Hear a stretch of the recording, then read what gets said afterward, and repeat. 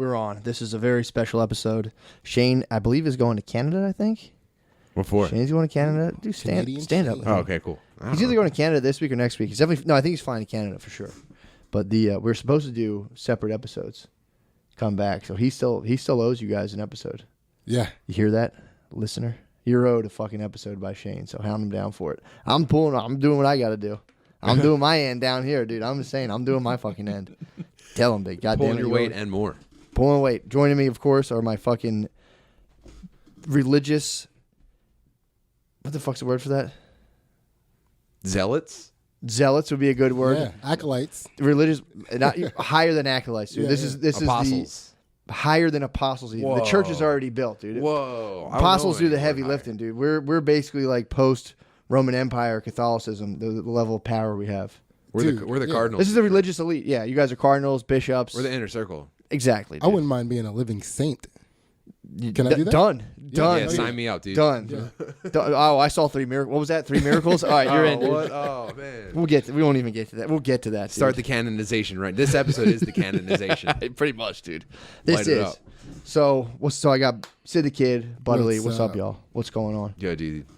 I'm so happy to be back here with you. This is fucking it feels good. This is tight. It feels good. We needed to check in. We needed to circle up. I was going to do it that day. Yeah. And I called you guys an emergency meting. I was trying to do emergency cast. Did not think that was a real phone call because you woke me up from a nap. Did I really? Well, the nap was over, but that was a really weird phone call to get. I was aware of that. That must have been jarring. Yeah. When you just basically I went down. I did the float. I haven't done the float tank in a while, so I'm like, let me. We're talking about doing what was formerly called the stink tank. Forgive me for the fucking. That's not what it is. Obviously, it's way more important than that. Yeah. But I was preparing myself. I'm like, dude, if we're going to do a live podcast where I'm going to pop out of a float tank after consuming edibles, I'm like, I need to prepare myself for the reality of that situation. Because I was like, that's something to talk about, but like to actually do, I was like, well, let me just see how. Last time I ate an edible and hopped in a float tank, I kind of freaked out and like that was when I felt like when I had like deer body. That was when I like literally felt like a prey animal. I was like, oh, that's what prey animals feel like. Yeah. And I just lay in a float tank and like basically felt like a deer in the gaze of a lion. I was just panicking. Actually executing that idea could lead to a life-altering panic attack. I already had a couple of those, dude. So I'm dude, I'm fully. I've immersed. Life-altering panic attacked my way here, so it's like, yeah. What else do they? I feel it now. Now when people tell me that they get anxious or paranoid when they do drugs, I'm like, you got to get more anxious and paranoid. You got to get through, dude. When you're going through hell, people don't want to hear it. People don't want to hear it. There's a whole thing called exposure therapy. Yeah. Excuse you? I've been exposed. Excuse me. That was definitely exposed. Excuse me. I feel better now. Yeah. I feel better now that I'm exposed to that. Yeah, people don't want to fucking. That is a valid form of getting people over their anxiety. Is be like, all right, well, just double down, brother. Get in there. Yeah. Don't get scared. It feels like you're sitting still on the couch while like the end of Poltergeist is happening. Like just all like the ghost power moving around. Just fuck. And, pretty much, dude. Yeah. And then it passes. It's because we don't have, in our culture, we don't have an actual rite of passage. Exactly, dude. Like we don't have, that's a rite of passage. Like to be able to push through to the other side, like push through the darkness and get to the other side and realize that you're a man now. Yeah, and they worked perfectly because the rites of passage were so intense that if you died, you just failed. Yeah. So anyone who made it through there, that's with anything, wasn't a pussy, officially wasn't a pussy, and had some skills. Like they would send you in the woods for like a week and be like, "Good luck, dude." If you smoke DMT and die, you're just a pussy. Yeah, you lose. Exactly. Yeah. There's people who die of heart attacks down on like ayahuasca ceremonies. Can you imagine being the other people who are like, it's because people have like cardiac stuff they just don't take care of. Oh, they're like the people that do it as like a vacation. It's like the dudes who shouldn't ride roller coasters. Like, well, there's no. You don't find a lot of those people in DMT cultures. No, too fat for roller coasters doesn't really happen. That's when you live in the woods. You're throwing sticks into the ocean to eat dinner. That's a fair point because they're like, no, this stuff's generally harmless, and it's like they haven't come to grips with like American bodies going down there and be like, let me see what this stuff's all about. And they're like, oh, God damn it. If you're physically incapable of rollerblading, don't go somewhere to do ayahuasca. It's just, you're going to die. So if you eat too much cheese injected crust, and you know what too much is. There's some dude walking around like, I'm a panther. It's like, oh, God, oh, fuck. You're probably like, what is this? I'm having a heart attack. It's probably got to be so. Do they have heart attacks down there? No. I'm pretty sure you just. No, white people brought heart attacks down to the ayahuasca resorts. Yeah, I'm pretty sure down there you only die from being like too wise. You get eaten a lot. Sure, or you get munched. You get munched, or you get so wise that you eventually just like find a bed of straw and you're just like, it's my time now, and the ground starts glowing around you like Avatar. You have a Jedi's death. That's how they're dying. We go down there like, let me see. Like, what the fuck is this?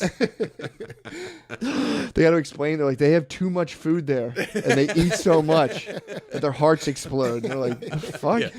What answers does this guy need? He's already fat. Why are we helping him? That's got a rule to go down there and be fat as fuck. They've never seen a fat person. That's my goal, to hit the fucking third world country like 300 pounds, being like, people would run from you. People would definitely run from you. Yeah, you could get Sasquatch status. Yeah. You have to like come out at dusk and go, Yeah, you always have to be like scurrying around a tree line. Claustrophobic. Just the walls are closing in. He starts sweating. He's like, I can't do this. Dude, not having a bedroom door. I was in my brother's house where I didn't have a bedroom door. It's a different room experience. Yeah. Where it's like anytime, anywhere. So yeah, it's tough to catch a beat like that. Yeah, you learn a different type of politeness when you live in a house with no doors. True. You get gazelle hearing when you're beating off with no door. You know, each person's footfall, their gait, you could identify them by distant sound. Who's here? I want to do a show like Scandal, but instead of like a hot affair, it's just a guy jerking off somewhere. It's no Carrie Matheson or whatever. It's like the president, and he fucking gets to a room, and it's just like, oh, fuck, oh, God. Mr. President. He's like, ugh. So, excuse me for the detour. So I called you guys. So I'm in the float tank, and I'm sitting there, and I'm like, I'm thinking about doing the show, and I'm like, damn, that'd be fucking wild. And I'm like, it is doable. And then I don't know, I kind of forgot what the fuck I was really thinking about, but I got real into the idea of like manipulating reality. That's the thing I'm really into right now is the manipulation of reality, and how like if you're not doing that, you're just fucking, you're out here floating around. If you're not consciously at least attempting. Literally preaching to the choir. Exactly, bro. Yeah, who the fuck am I talking to? Yeah. So I'm sitting there and I'm like, you know who you called. Well, exactly, dude. So I'm sitting there and I'm like, you have to. So at first I'm laying there, I'm like, damn, because I entered into like literally I was thinking about mystical experiences and how there's scientific literature about the clinical benefit of mystical experiences, and it's just like a part of our brain none of us are using right now. That's the stuff with the mushroom studies when they say like people stop smoking after one experience with mushrooms for up to 18 months. And it's like, it confounds psychiatric science to where it's like, no, you have to get people, you got to alter their neurochemicals. And it's like, no, dude, you can have somebody have like a mystical experience from a substance and they stop, they quit smoking, they stop doing heroin, blah, blah, blah. There's a bunch, and nobody really knows the science. Like the scientists right now have no fucking clue how that works. Do you think any of it could be attributed to the fact that the mind isn't fully understood yet? Exactly, bro. Are we having a mind battle right now, dude? Yeah. I'm channeling Shane. I got to shut this down for my friend. I know Shane, when he hears this, he's going to be like, this is... Oh, my God. He's going to say, what the fuck are you doing? First of all... I'm trying to be a good friend right now. First of all, you're agent smithing me. Second of all, I'll get to that. I myself, Tim Butterly, 100% on board with the idea. But no, I need skepticism, dude. This is, obviously, Dawgology doesn't. We're not kicking out the church, dude. We literally can stand up to science. I can't wait till this also turns into a Wigger clothing brand. Dawgology denim shorts. That'd be tight for all of our apparel just to be in like FMBG jeans or. Well, no. All the apparel honestly is Matrix T-shirts, dude. That's it. That's all. Only used GameStop employee promotional shirts. I'm trying to wear like Crash Bandicoot forced merchandise. That's Dawgology, dude. So I'm in the tank, and I'm like, damn, dude, people should be having mystical experience. It's not that hard. You eat a weed edible, hop in a float tank, and if you've trained yourself not to bug out, you can literally relax in a float tank to the point where like you literally, it feels like you leave your body. It's fucking crazy. I can't wait. It's so fucking awesome. You guys did the deep dive. Yeah. Oh, It's like that if you just weren't aware of your body at all. How much of the deep dive did you explain on here? I didn't really explain it that much. Interesting. I talked a little bit about it on the Twitch stream, but I don't know if I actually covered it. Well, I've explained it. It's basically you, and you know, this is what Shane calls it. You're just getting high. It's like, sure, bro. True. Sure. If you're gonna be a Western fucking materialist on me, sure, dude. Sure. I'm having a mystical experience, but yeah, I'm just fucking high in a float tank. If you want to be a naysayer, fine, and we'll talk about that. But yeah, it's really just taking a moderate, whatever's moderate to heavy amount of cannabis is what I call it now. Whatever that is to you, take that. And when I ever tell people, I'm like, next time you do it, just lay on a couch with your eyes closed the entire time and listen to like some sort of like music or just whatever. You don't have to listen to it. Nobody does that where they just like stop for 2.5 hours and just close their eyes without sleeping. Yeah, it was like psychedelic meditation. Exactly, dude. And it's fucking wild what it does. It's pretty nuts what it does. Like in terms of the shit you start thinking of that, like literally if I sit all day and torture myself trying to think of cool stuff, usually to no avail. Yeah. So then it's like, oh, I do this. And then it's like, and it's not like I'm actively trying. I just relax. All of a sudden, dude, bam, the stink tank becomes the sacred church of Dawgology. You upgraded it. I upgraded it. I wasn't even trying, dude. You nailed it. I literally connected to the source. Dude, when we did the deep dive, I created a visual representation for what I believed was my lifelong chronic anxiety. It slowly revealed itself to me to be a manifestation of the plant goddess. What do you call her? Santa Maria? Of course. It was Santa Maria, dude. My anxieties weren't holding me back. It was the plant goddess let me know that she was going to fucking push me forward. I was like, dude, I realized this all. I went home. I tried to explain it to my wife. I felt like a gigantic retard. She was nice about it, though. Dude, no, when you try to, that's the thing, too. Yeah, I haven't even tried. I'm not even going to try. I try, and Brittany just shakes her head at me. But it's also like, was that beneficial to visualize that in that way? Oh, for sure. And I had a nice time. It was a really nice afternoon. Exactly. And it's also like, it lets you feel ideas in a way that we're not really used to. Because you can explain it all you want, it doesn't make sense. But if you feel an idea, you're like you'll just be like, God, families rule. Well, once you're internalizing everything, and it's almost like your internal monologue turns off, and then you start being able to just explore your feelings just as like the emotion. You don't actually have to I know this is hard to explain, but I think I'm already pretty close. You're laying there, your internal monologue shuts off, and now you're exploring your feelings without writing a script for your side and then like imagining someone else having the other side of the conversation. You know what I mean? Yeah. It's just it becomes and the visual aspect kind of like elevates it, and we get to see them. I'll have like when I get into that state, a lot of times I'll just be chilling. I'll be like just like a weird feeling like a separate entity, and I can sit there and like slide out my deep bedrock fears and be like, what's this one? And it's like, have a heart attack? Probably won't have a heart attack. Put that one back in there, and I can pull out all these weird, not like subconscious fears, but fears that like affect me on a daily level. Like you were saying, you interact with them, you can just like look at them, and you're like, rather than just kind of like running on those. Yeah, that was my big revelation from the whole thing. Oh, I ended up having a real life impactful revelation from the whole experience. What was it? So yeah, I was just getting high in the basement with my boys. Yeah, I mean, obviously, dude. I'll concede. If you're going to that. Agent Smith us. Sure. However, I realized I had this huge anxiety about missing out. Like, so now, I don't need to bring this up, but you guys pushed us on to start the fucking Dad Meat cast.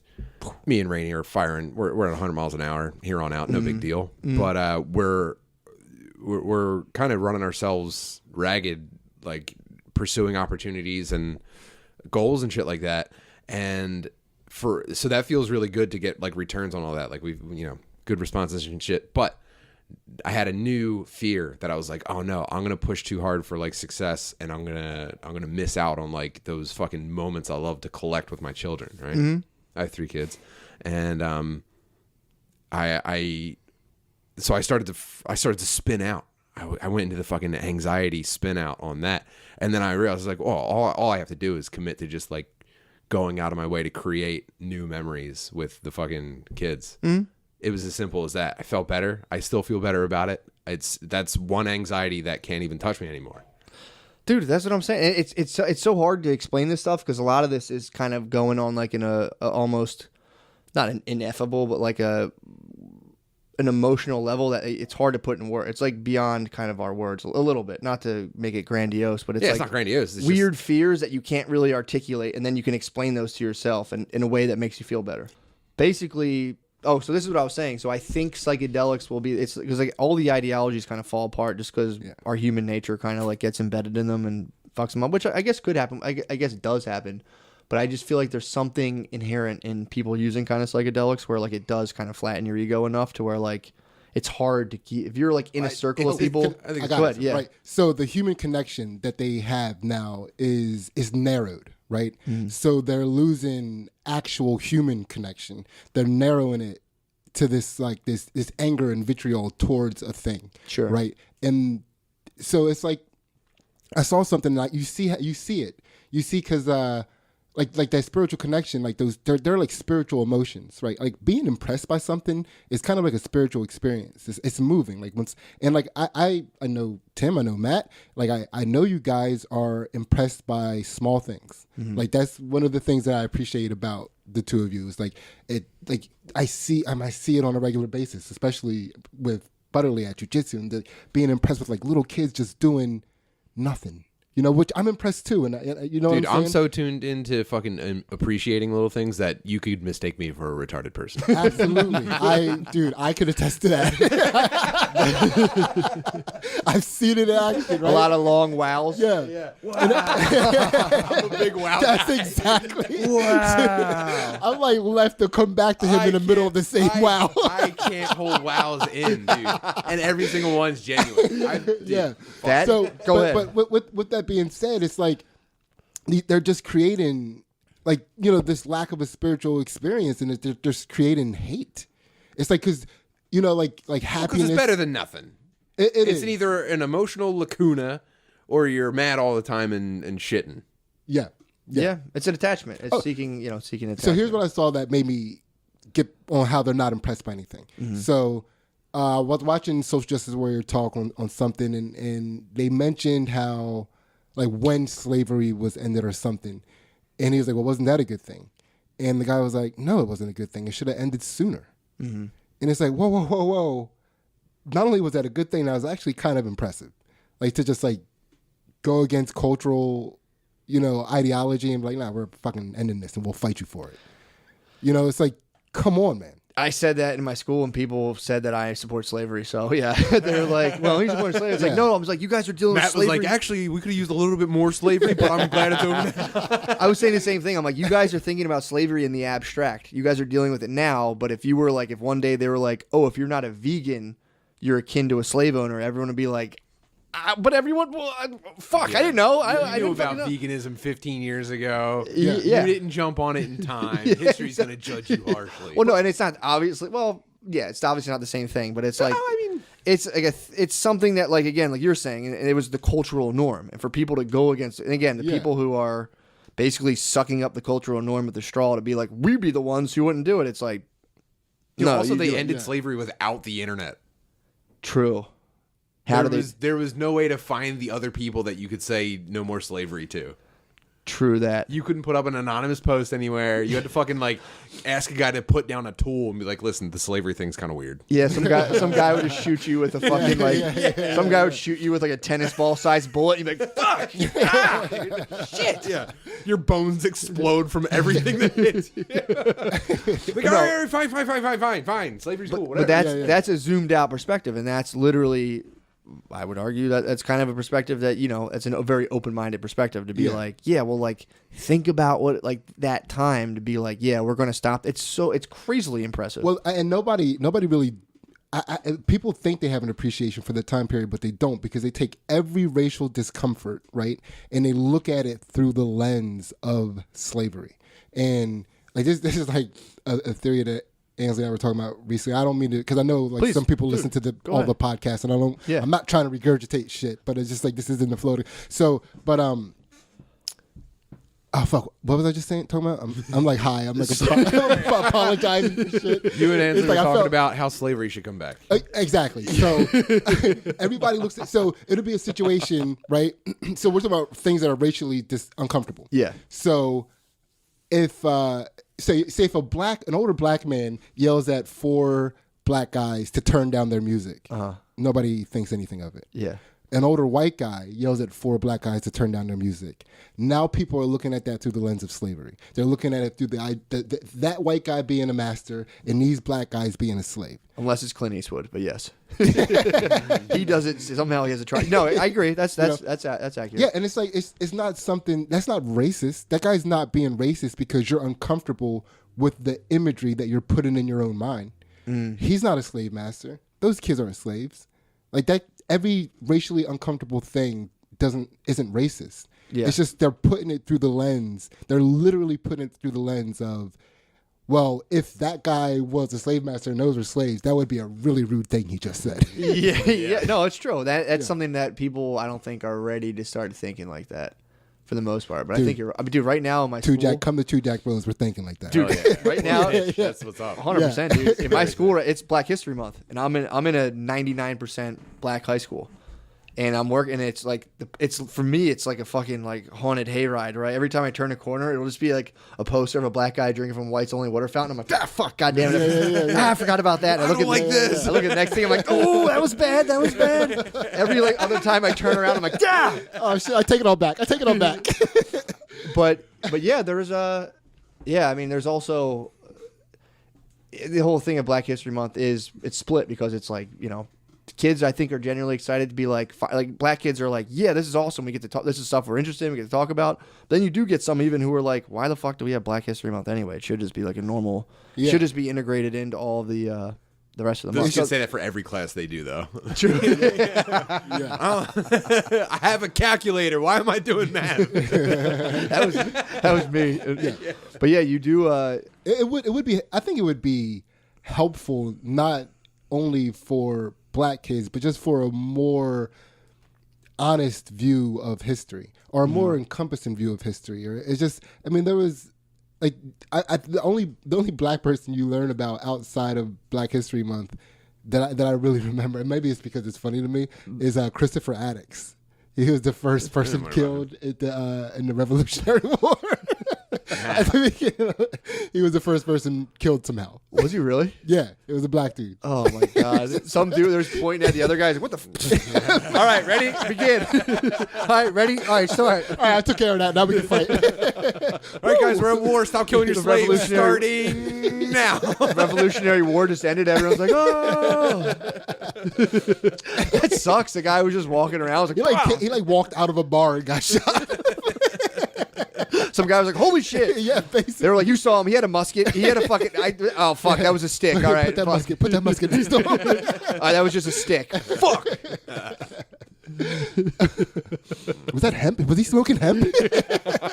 Hey, that hemp seller. But yeah, that'll be Black History Month in 30 years will be looked at kind of like, you guys were still doing that? Yeah. You guys said, fuck, like, come on, guys, what the fuck? Yeah. Which, you know, but again, like, who's going to be the one to be like, all right, we're done. It'd be like, we're not doing it this year. Everyone's like, what the fuck?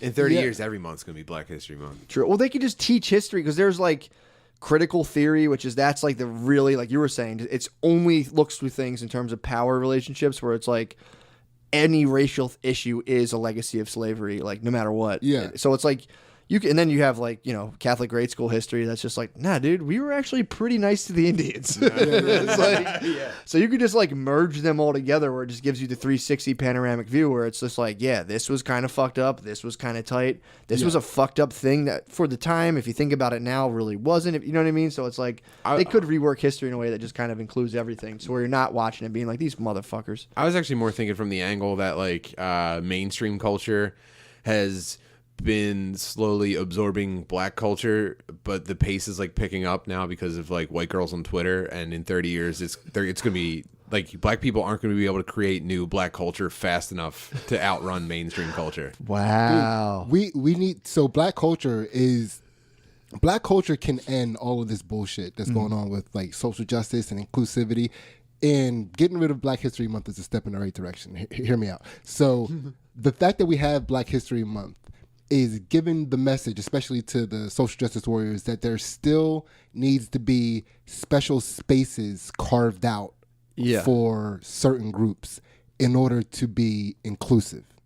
Yeah. Right? Which is completely backwards, right? 100%. So, so I just saw this on the way up here. I was watching this Anthony Bryan Logan. Oh, dude, ABL. Black conservative. He's a hard black conservative nerd too. Yeah, he's unabashed nerd. Which I don't even know. I'm like definitely I'm definitely more moderate. Yeah, but how I would not be able to resist if my wheels are spinning. I'm like, dude, I can easily get all the white people out of here right now. Just be like, watch this. I gotta try this. I can't. Be like, excuse me, dude. That would be hard not to wield that. There needs to be some honesty around that because when I was in college, like I went to Lafayette College, like 4% minorities, like 2% black, and we would definitely, and I'm always down with white people, but like if we're gonna fucking, get a little, like mischievous, like I'll fucking do it, So we definitely plenty of times like sat around and like concocted ways to make white people feel uncomfortable. For sure. I don't understand how you would not do that, dude. All the time. And like there would be sometimes I'd be doing it without my group. It's just like just out there winging it, It's just like, man, I don't even know why I'm doing this, but it's fun. Well, this is something. That's why Sydney's really popular in the stand-up comedy.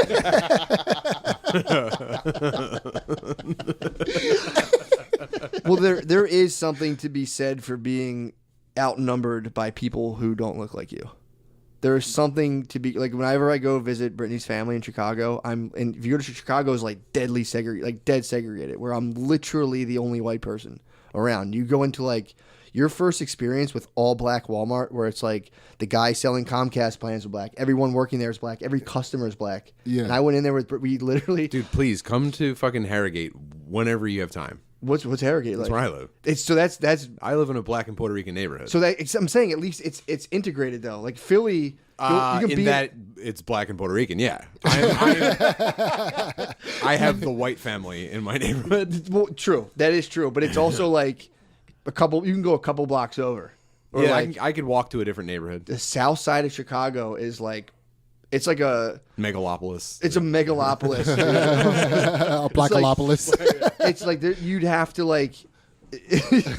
to ride for like 10 minutes before you're like, oh shit, a white person. And it's so funny because it's like, I've been in Philly. I've been in that situation too. I'm in like a bar where I'm the only white person, blah blah, in an area. But you're the south side of Chicago, and I'm in all black Walmart. And then we were actually buying Kool-Aid for a family function. Yeah. So then Brittany bought Kool-Aid. And was like, in every aisle, there's Kool-Aid in every aisle. That's all they sell. It's like, whoa. The only grab item at the register is Kool-Aid. Excuse me, where are the smoke alarm batteries? What are you talking about? We don't have. The what? The beepy things? It's like they have the Duracell display, but it's all Kool-Aid in it. just like Kool-Aid just smashed it. Dude, so I was in. I'm in all black Walmart. I'm in fucking Wakanda Mart, dude.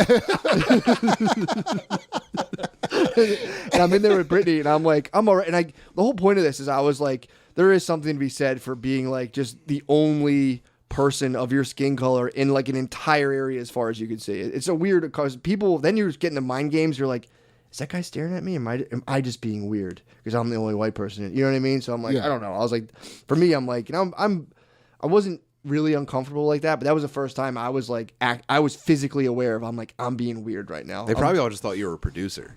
Like, dude, I gotta get my CD in this dude's hands. He's clearly a scout. He's a talent scout. I think we know who the secret shopper is. Hey, my man. Dude, I walk up. I'm in the fucking. People just hand him CDs. I go in and I'm like, I'm in the drink aisle and we're getting the Kool-Aid, and then she's like, we got to get sugar now. And I was like, what the fuck do you need sugar for? You were getting Kool-Aid. And dude, people just looked at me. Like the whole Walmart stopped. And I was like, oh. She was, and she just started laughing. She was like, "You fucking idiot! You've never." I was like, "I only ever had the instant Kool-Aid." And I'm like, "I never made powder Kool-Aid." No. I'm like, "I've had instant the stuff at the gas station, the squeeze bottle." Yeah, she didn't. No, she didn't need sugar. She needed too much sugar. Can you send me to the too much sugar aisle, please? He's like, make a left by the diabetes socks.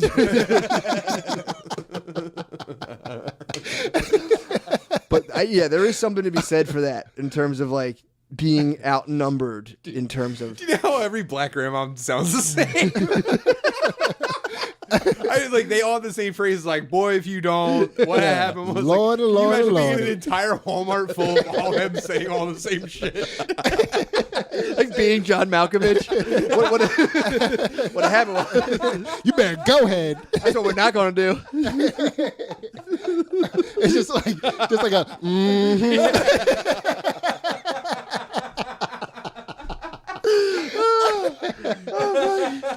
Oh fuck. Oh my god. Oh man. If that was Agent Smith, I'd gladly give up my bitching quest. Just like, I'll just like touch me, and I'd like, Just switch the Oracle and Agent Smith. just so I can walk around, and be like, oh no. Oh my god, man. let me quit playing. Dude. But yeah, man. I don't even know what my point was, but yeah, that is. People do need to start chilling out. I think With people all are that doing sugar it. in the Kool-Aid. Yeah.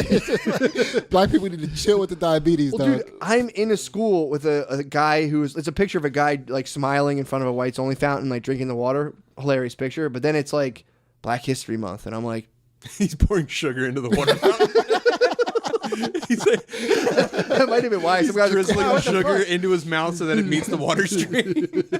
You're saying that the water fountains weren't sweet enough? They're like, what the fuck is that? That's why it was whites only. It's like black people labeled it. They're like that. There's a guy who just dropped Crystal Light on your tongue. That was like Jesus fucking Christ. like All some right. black grandma was like, "Don't be drinking from that black." White people don't flavor their water. Oh, you ain't never had black water fountain? I gotta look into the literature and see if that was the case. Yeah. By the way, that was like I have a theory. I have a theory that one of the reasons that black people don't like drinking water now goes back to those water fountains. Really? Yeah, because black people do not like drinking water, man. I do not tough understand. pitch. It's a tough pitch. Dude, it's crazy. It's like, black people love being athletes and hate drinking water too. It's like a weird combination. It's a serious man. handicap. I also think that's why they don't use crosswalks and they walk really slow crossing the street. It's like their first, the first active disobedience against the structure that they learned. Oh, I thought you were going to say the first physical act dehydrated. they want to do is basketball. Like they would have saved their energy for basketball. I thought you were saying they're so dehydrated they're just having like a mirage and we're walking through. No. the They don't want to cramp. They're cramping across the street. That's why we walk with a limp. We're cramping. We don't drink enough water. So. Nah, dude, they just disrupt traffic because it's like, It's the man. Everything's set up against this. I'm just gonna fucking do this. Yeah, I feel like if you were so, like a white racist dude, you have that all perpetuate. You have that handed down to you. You're gonna walk around, you're just gonna be doing shit like fuck you, and people, that's like something you gotta kind of keep under wraps. Mm-hmm. You only if you're like a black dude who's being fully I'm oppressed. This never ended. I'm still getting fucked. Yeah, of course. You see a crosswalk, you're like, what? This is just mechanisms of the fucking oppressive machine. Respect. Fuck this shit. I'm going as slow as I can. So I have a theory on crosswalks too. So white people also walk slowly across the street. So there's a little bit of full sprint. I've never crossed the street without sprinting. Car nod. Excuse me. Sorry. Dude, sorry. I know. But there's a lot of white guys 100%. and white chicks that are out there doing that, but they do it a little bit differently. And like Tim was saying, when black people do it, it is an act of rebellion. The energy is definitely going towards the people in the car, and you feel it when white people do it. It's oblivious. They want to I don't want to be a part of this. I'm not. The energy's going the other way. Mm-hmm. Black people definitely want you to know that they're walking slow. Fuck you, yeah. dude. I nailed it. Yeah. I do agree. And there is a lot of especially Drexel's campus, dude. You got a lot of, for some reason, college kids fucking walk across so slow. And I did. They just Because kind they're of all retarded. Yeah, and it's like it's a rebellious age too. yeah. It's like this is the first time in their life that they get to really actually manipulate their reality True. because they don't have they're free. Dude, today I'm sitting there. So this is a thought I had. It sounds kind of corny, but I don't care. It was like, so I'm walking around. I take my breaks between, like, I'm seeing kids doing therapy, and I'm like, I usually take walks between them because it's like sometimes the shit's just really kind of like weighs you down. Heavy. A little heavy, yeah. So I'm taking a walk, and there's out of nowhere I start thinking about same thing. It's on my mind, spiritual experiences. I'm like, damn, dude, people just got to get way more spiritual. So, and I don't even know where I started thinking about this. So I started thinking about the concept of God. Like when people say, like, you know, they believe in God, and I'm like, it just dawned on me to say, like, well, okay, people say God's everything, you know, right? They're like, God is everything, which is, in a way, if you have a relationship with God, you just have a relationship with everything simultaneously, which produces all. Does that make sense? Sure. So it's like, rather than being sucked into your own little world of like, why me? You're walking around having a relationship with everything. Okay, I can around appreciate you. that. Yeah. In a way. So, and if that's the case, then you start going, okay, so it's everything. So then you start, every person you encounter, you're treating with a certain level of respect because you're saying, like, you're not just some fucking, you're literally part of everything that I'm in all of. And then you treat, that's basically what Western society is dictated off of. That So, you can't go around just killing people because they have a divine spark inside them. You know, I believe in the wisdom of the ancients, right? Yes. You know, I get into that stuff. You know, it's you know, I've read some mysticism books and things like that. So I've always been trying to reconcile the ancients and their wisdom towards the idea of blasphemy. You know, I don't know when the word blasphemy or the concept came into existence, but it seems like it went hand in hand with the Bible. Like that's how I learned it. Yeah. Right. So, and like you said, like if God is everything, then we are also gods. Like just like you said, like we're all part of the everything. But you know, you don't want to say we are also gods because of that line of blasphemy. So like, what is that? Like is blasphemy something that we need to like rein in ourselves, or was that something that was put upon us to rein us in? You know, because you can't control people. You can't convince people that they have to, you know, live a certain way. If I'm a god, right? Like Exactly. I'll live my way, and if it works and I'm not hurting people, then that's okay. Like why should I have to acquiesce to your system? Yeah. So That's dude, that's literally the conscious manipulation of reality. You're creating your reality rather than being a passive acceptor of what's happening. yeah, That's the sacred church of Dawgology, bro. Of like exactly what you're saying, like taking part in the structuring of the events and reality around you, rather than being like, "This sucks, pizza rules," and like just, or you can just go into the matrix of internet culture and just be like repeat bullshit on that you hear and see. I feel like we all found strange rings in different locations and just happened to come together. Yes, in dude. real life. Yes. Yes. Yes. It's like we walk past each other and the rings glue. It's like, what the fuck was that? I'm telling you, man.